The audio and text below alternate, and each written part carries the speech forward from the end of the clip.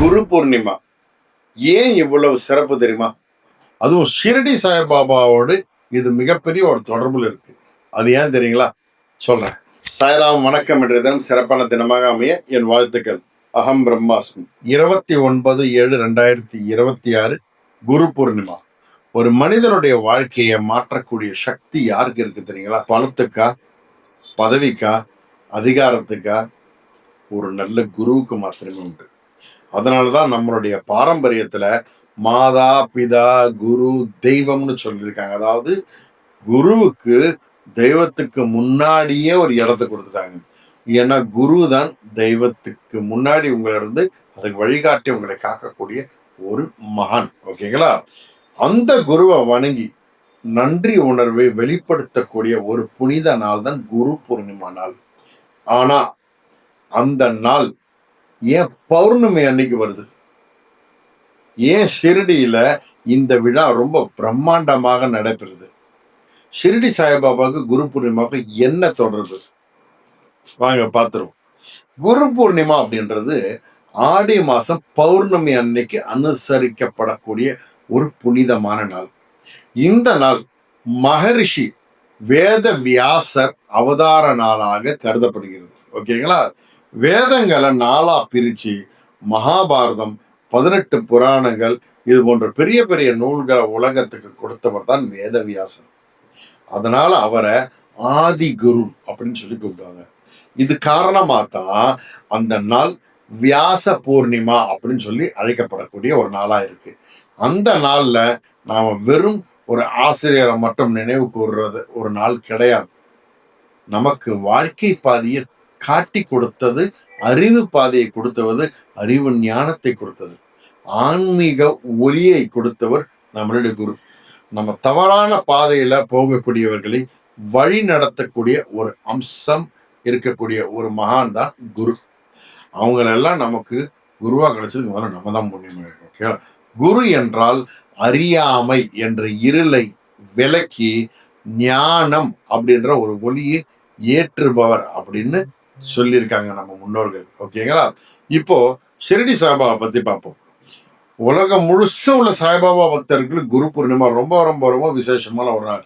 ஏன்னா சாய்பாபா தன்னை ஒரு கடவுள் என்னை வழிபாடு செய் அப்படின்னு ஒருபோதும் அவர் சொல்லவே இல்லை. அவர் எப்பவுமே சொன்னது குருவை நம்புங்க, இறைவனை நம்புங்க, நம்பிக்கையும் பொறுமையும் இருந்தால் வாழ்க்கை உயர்த்தும் அப்படின்னு சொல்லியிருக்காரு. அவருடைய புகழ்பெற்ற ஒரு உபதேசம் என்ன தெரியுங்களா? ஸ்ரத்தா நம்பிக்கை, சபூரி பொறுமை. பொறுமையும் நம்பிக்கையும் இருந்தால் உங்கள் குரு உங்களுக்கு காட்டக்கூடிய வழி சக்சஸ்ஃபுல்லாகவும் 100% சரியான வழியாகத்தான் இருக்கும் அப்படின்னு அழுத்தம் திருத்தமா அவர் சொல்லியிருக்காரு.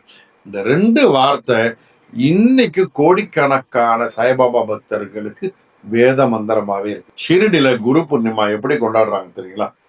காலையில முதல்ல ஆயிரக்கணக்கான லட்சக்கணக்கான பாபா பக்தர்கள் சமாதி மந்திரிக்கு வந்துடுவாங்க.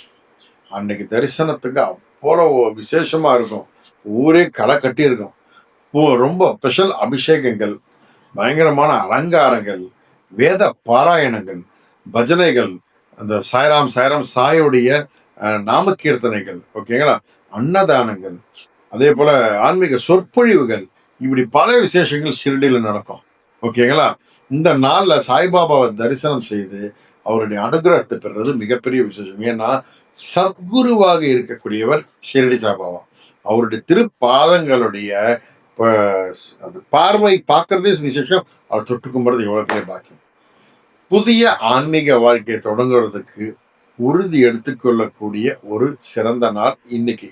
இந்த தருணத்தை காண்றதுக்கு உலகத்துல இருந்து பல மக்கள் ஷிரடிக்கு வந்துகிட்டு இருப்பாங்க. ஓகே, குரு பூர்ணிமா நமக்கு சொல்ற ஒரு மிகப்பெரிய பாடம் என்ன தெரியுங்களா? வாழ்க்கையில ஒரு நல்ல குரு இருந்தால், பேர்பட்ட இருளாக இருந்தாலும் அதை கடந்து செல்லக்கூடிய ஒரு வழியை குரு காட்டுவார். கல்வி கற்ற ஆசிரியராக இருந்தாலும் சரி, ஆன்மீக வழிகாட்டியாக இருந்தாலும் சரி, உங்களுடைய பெற்றோராகவே இருந்தாலும் சரி, நம்ம நல்ல பாதைக்கு அழைத்து செல்லக்கூடிய யாராக இருந்தாலும் குரு ஸ்தானத்தில் இருக்கக்கூடியவர்களுக்கு நன்றியை சொல்ல வேண்டிய நாள் தான் இன்னைக்கு. இந்த குரு பூர்ணிமால ஒரு நிமிஷம் அமைதியா இருந்து உங்க வாழ்க்கையை மாற்றி குருவை மனசார நினைங்க. அவருக்கு மனசார ஒரு நன்றியை சொல்லுங்க. அந்த ஆசீர்வாதம் உங்க வாழ்க்கையில் புதிய ஒரு ஒளியை கண்டிப்பாக ஏற்றும். இந்த குரு பூர்ணிமா உங்க குடும்பத்துக்கும் உங்க வாழ்க்கைக்கும் ஞானம், அமைதி, ஆரோக்கியம், நல்ல வளம் தர இறைவனை நான் பிரார்த்தனை பண்ணிக்கிறேன். உங்களுக்கு சிறந்த ஒரு அனுகிரகம் கிடைக்க என்னுடைய குருநாதர்களும் நானும் உங்களை ஆசீர்வாதம் பண்றேன். நல்லா இருப்பீங்க. சகல சௌபாக்கியம் உண்டாகும். நல்லது நடக்கும். நல்லது மாத்திரமே நடக்கும். சாய்ராம்.